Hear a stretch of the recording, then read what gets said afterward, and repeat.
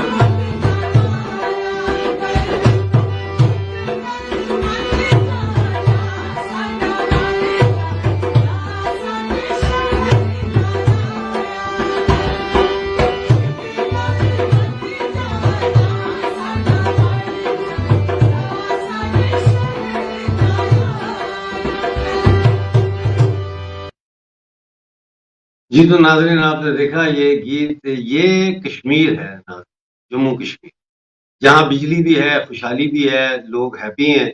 और दूसरी तरफ है पाकिस्तानी कब्जे वाला जम्मू कश्मीर और गिलगित बल्तिस्तान, जहाँ ना बिजली है, ना आटा है, ना जॉब है, ना तनख्वाहें हैं और शदीद सर्दी है।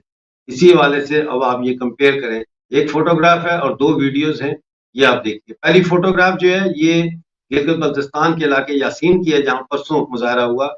दूसरी वीडियो जो है वो समाज बदलो तहरीक ने जो मुज़ाहरा किया था, उसकी कुछ वीडियोज़ मज़ीद हमें मिली हैं, तो वो आपके लिए लेके आए। देखिए।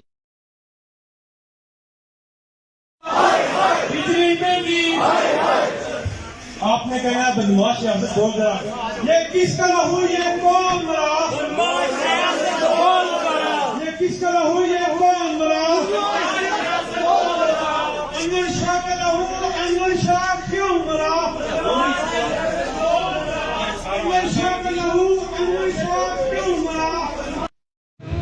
फूड इंस्पेक्टर साहब, अभी निकाल का चक्कर लगाए आप मेरे साथ, तो मैं कम से कम 20,000 आटे की गुत्थी जो पाकिस्तान से 649 रुपए की और 1200 रुपए की गुत्थी है, उस पे रेट लगा हुआ है जनाब। और यहाँ पे वो 1050 की बिक रही है और 2000 रुपए की बिक रही है।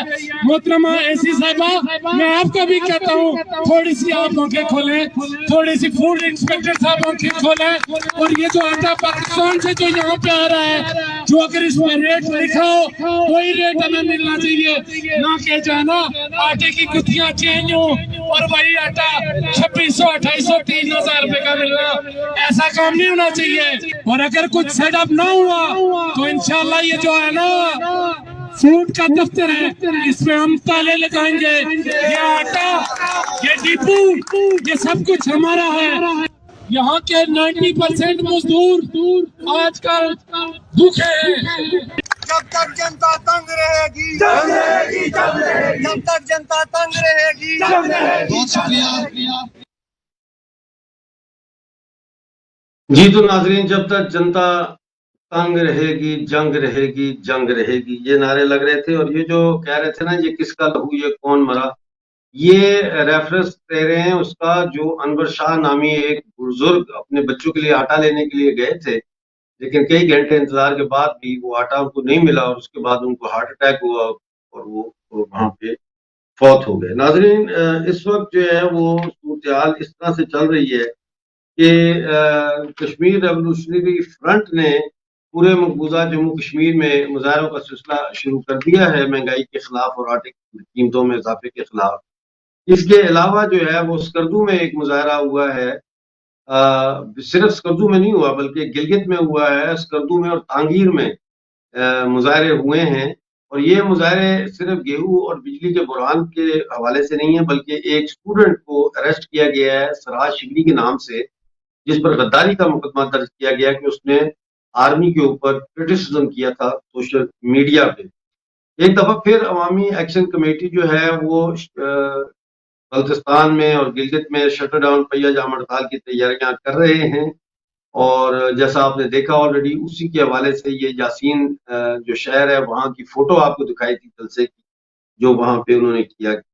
इसके अलावा भिम्बर, स्कर्दू, कारगिल के तमाम क्रॉसिंग पॉइंट जो हैं उनको आमदोरफ्त और तजारत के लिए खोलने का मुतालबा भी दिन ब दिन जोर पकड़ता जा रहा है।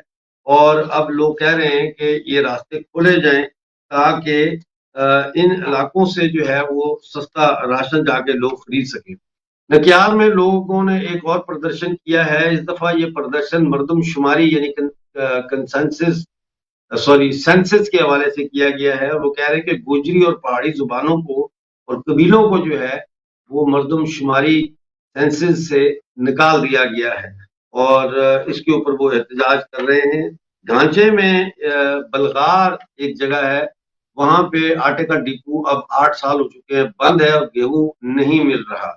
इसके अलावा नाजरीन, पीओजेके और पीओजीपी में जो एहतजाज है वो थमने का नाम नहीं ले रहे और बर्फबारी और माइनस टेम्परेचर के बावजूद जो है अवामी एक्शन कमेटी बल्तिस्तान की कॉल पर जो है वो गेहूं और ये जो कोटा है उसमें कटौती के खिलाफ लोग सड़कों पर हैं। इसी तरह गजर जो है गिलगित बल्तिस्तान में, वहां पे भी जो है गरीबों के घरों में फाके पड़ गए हैं। मकई की कीमत जो है वो 5,000 रुपए फी मन बताई जा रही है। चावल 400 रुपए फी किलो में फरोख्त हो रहा है। इसी तरह शगर में जो नॉन वेजिटेरियंस हैं वो मुर्गी 700 रुपए किलो हो गई है उनके लिए। खाने का तेल जो है वो भी इसी तरह से बहुत महंगा हो गया है। और कई जगह पे पाकिस्तानी कब्जे वाले जम्मू कश्मीर में नीलम वादी में सड़कें बर्फबारी की वजह से बंद हो चुकी हैं, जिसकी वजह से जो रही सही कसर थी वो भी निकल गई है, क्योंकि अब कोई सप्लाई तो आ ही नहीं सकती और इनके पास इक्विपमेंट नहीं है बर्फ को हटाने के लिए। तो ये सूरत हाल चल रही है। और एक जो है वो और खबर है मेरे पास, और वो ये है कि मुजफ्फराबाद में कल जो आटा दिया जा रहा था थोड़ा बहुत, वो कह रहे हैं कि शनाख्ती कार्ड की कॉपी लेके आए। और शनाख्ती कार्ड की कॉपी वो लोग कह रहे हैं कि हमको मुफ्त थोड़ी ले रहे, शनाख्ती कार्ड की कॉपी क्यों मांगी जा रही है। इससे ये खतरा पैदा हो रहा है कि शायद अब पाकिस्तानी कब्जे वाले जम्मू कश्मीर में राशन सिस्टम शुरू किया जाए। उधर नाजरीन, पाकिस्तान से जो खबरें, एक तो ये कि गुजरात में जेल टूटी है जिससे 200 जो है वो खतरनाक कैदी जो है वहां से फरार होने में कामयाब हो गए और उन्होंने जेल को आग लगा दी।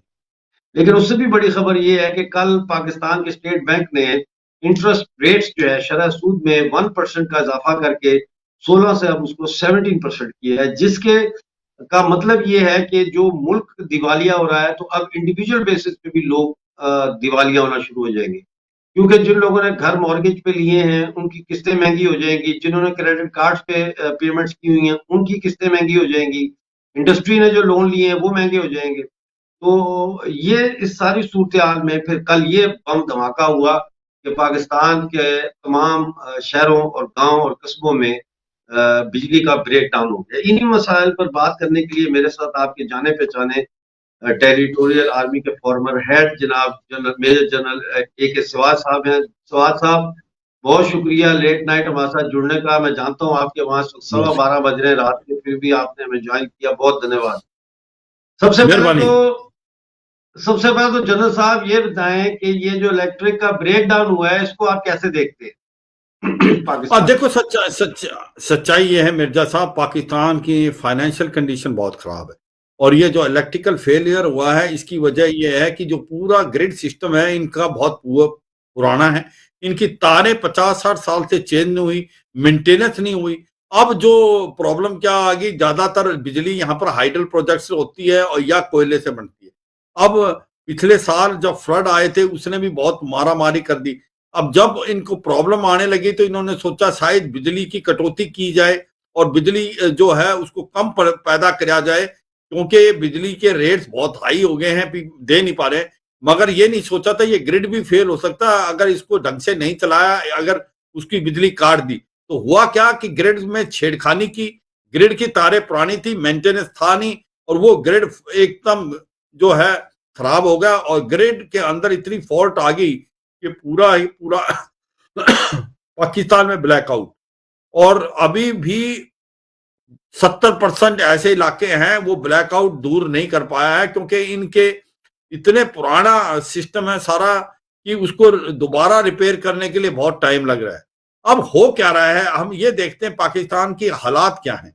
देखो, पाकिस्तान के पास अभी पैसे बिल्कुल खत्म नहीं हो गए। फॉरेन रिजर्व $3.2 बिलियन है, वो 3 दिन का ही फॉरेन आप इंपोर्ट देख सकते हो। उसके बाद इन्फ्लेशन रेट 30% से ज्यादा हो गया है। बलूचिस्तान, खैबर पख्तूनख्वा, गिलगित बाल्टिस्तान में ये 47% है। इसके बाद इंपोर्ट जो है वो बढ़ते जा रहे हैं। लग्जरी कार अभी भी ज्यादा इंपोर्ट हुई हैं, जबकि खाने के लिए इनके पास दाने नहीं है। एक्सपोर्ट बिल्कुल कम हो गया, इन्वेस्टमेंट आ नहीं रही है। और सच्चाई ये है कि IMF लोन देने को तैयार है, मगर उसने कंडीशन लगाई है। उसने बोला है कि अगर आप ये 7 कंडीशन पूरी करोगे तो हम आपको कोई लोन दे सकते हैं। वो कंडीशन ऐसी है, अगर वो कंडीशन लगा अप्लाई होती है और शहबाज शरीफ की गवर्नमेंट उसको करती है तो फिर शहबाज शरीफ की गवर्नमेंट अनपॉपुलर हो जाएगी। उसमें एक तो यह है कि आप इलेक्ट्रिसिटी के अंदर जो पैसे की कटौती करके दे रहे हैं उनको एक प्रकार सब्सिडी दे रहे हैं, उसको बंद करें। जो गैस है उसमें सब्सिडी बंद करें। गैस को इंटरनेशनल जो रेट्स हैं उसके साथ लगाएं। डॉलर को फ्री फॉल बढ़ाएं। इससे क्या होगा कि सबके रेट और बढ़ जाएंगे, पहले ही मारा मारी है। तो ऐसे में जो प्रेजेंट गवर्नमेंट बहुत अनपॉपुलर हो जाएगी और उसको लगता है वो इलेक्शन हार जाएंगे। अगर ये ऐसा कार्रवाई नहीं करते तो IMF लोन नहीं देगा। अगर IMF लोन नहीं देगा तो वैसे ही मारा मारी है, भूखे मर रहे हैं, पैसे नहीं है, डिफॉल्ट भी होगा, क्योंकि इनको लोन की पहली किस्त देनी है इस महीने में, जो कि अबाउट $2.6 बिलियन है। इनके पास पैसा है नहीं, फॉरेन रिजर्व में भी नहीं है। तो अब कैश 22 सिचुएशन में पाकिस्तान फंस गया है। जो ये सोच रहे थे कि हमको थोड़ा बहुत लोन सऊदी अरेबिया, UAE दे देगा या चाइना, वो भी नहीं। तो ये IMF के भरोसे बैठे हुए हैं, पर IMF इनको लोन देगा नहीं जब तक ये 5-6 कंडीशन पूरी नहीं होगी। सब्सिडीज जो हैं पूरी इलेक्ट्रिसिटी, गैस पे बंद करनी पड़ेगी, पेट्रोल के रेट हाई करने पड़ेंगे। तो ऐसे में मुझे नहीं लगता कि पाकिस्तान किसी तरीके से निकल सकता है। ये इन्होंने अपने पैरों पे कुल्हाड़ी मार ली है और अब इनकी हालात बहुत ज्यादा खराब हो गए हैं। अगर ये समझ जाते आज से 6 महीने पहले भी, तो शायद सिचुएशन सुधर सकती थी। मगर पाकिस्तान जो एक ऐसा देश है जो कि खुद को मार के खुशी जाहिर करता है, तो आज मुझे लगता है कि सिविल क्राइसिस की तरफ पाकिस्तान बढ़ता जा रहा है, फाइनेंशियल क्राइसिस है, वहां सिविल वार जैसी सिचुएशन होने वाली है। आटा जो है गिलगित बाल्टिस्तान और स्पेशली पीओजे के में डबल रेट से बिक रहा है, जो कि आपका पंजाब में, वहां पर बिजली 24 घंटे में से 2 घंटे आती है। इसी प्रकार से वहां पर पानी की बड़ी दिक्कतें हैं। तो ये सारी की सारी प्रॉब्लम बढ़ती जा रही है। और इसी प्रकार बलूचिस्तान में और खैबर पख्तूनख्वा में, पंजाब के इलाका और कुछ सिंध का इलाका छोड़ दो, बाकी जगह बहुत बुरी हालात हैं पाकिस्तान में। आज सिविल वार जैसी सिचुएशन है। और 2 बातें और मैं बताऊंगा, इसके बावजूद पाकिस्तान की जो फौज की पे एंड अलाउंस पिछले साल 2022 में 2021 के मुकाबले 15% बढ़ाई, और उनका डिफेंस बजट है उसके अंदर 11% का इजाफा हुआ है 2021 से 2022। पैसा है नहीं, फिर भी जो फौज है उसको कोई फर्क नहीं पड़ रहा। अब सुनने में आया फौजियों को भी पे नहीं मिली, ये बड़ा अचंभे वाली बात है। मगर ये सच्चाई है कि फौज जो है वो अपने आप को ज्यादा अमीर करती जा रही है। जिस प्रकार से ये फाइनेंशियल कंडीशन जा रही है, गरीब और अमीर के बीच में दरार और पैदा बड़ी बढ़ गई है।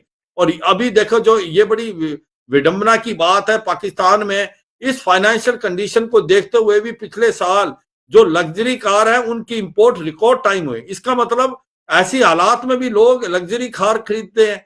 वो कौन है जो खरीद रहे हैं? वो कुछ एक चंदे के लोग हैं। तो ऐसे में बहुत ज्यादा बुरी हालत है पाकिस्तान की।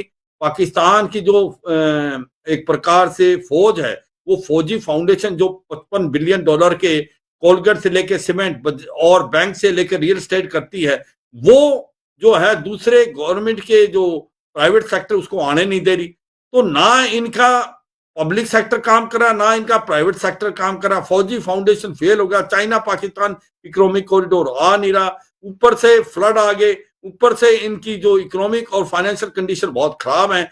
पॉलिटिकल इंस्टेबिलिटी है पीटीआई और नवाज शरीफ और पीपीपी के बीच में।